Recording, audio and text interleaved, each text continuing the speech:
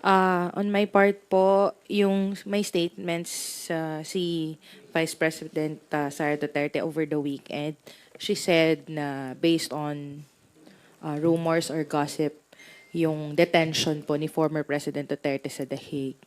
So, may basihan po ba yung ganitong comment from the Vice President?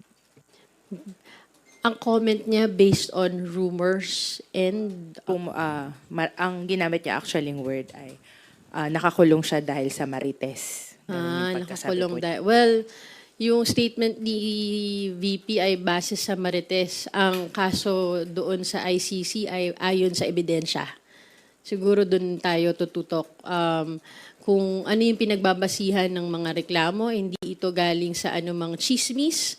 Ito ay galing sa mga ebidensya at mga testimonies ng mga witnesses. Follow up lang po.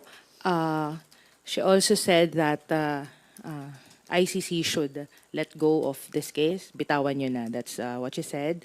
Kasi dapat mga Pilipino lang daw po ang nagde-decide tungkol sa kaso ni former President Duterte. Having said that, reasonable ba yung ganung appeal ni Vice President Duterte considering that there is no pending case filed against the former president here in the Philippines? Well,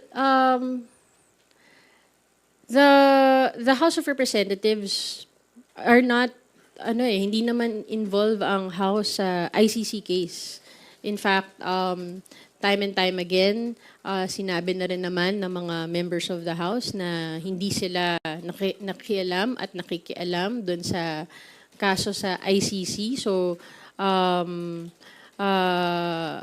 hindi rin, wala din sa saklaw ng House of Representatives yung hinihingi ni Vice President Sara. Pero bilang abogado, tingin ko alam naman din niya kung paano yung proseso sa mga ganitong klasing mga judicial bodies, ano na yung dapat nilang gawin. They have their defense lawyer to assert that before the court.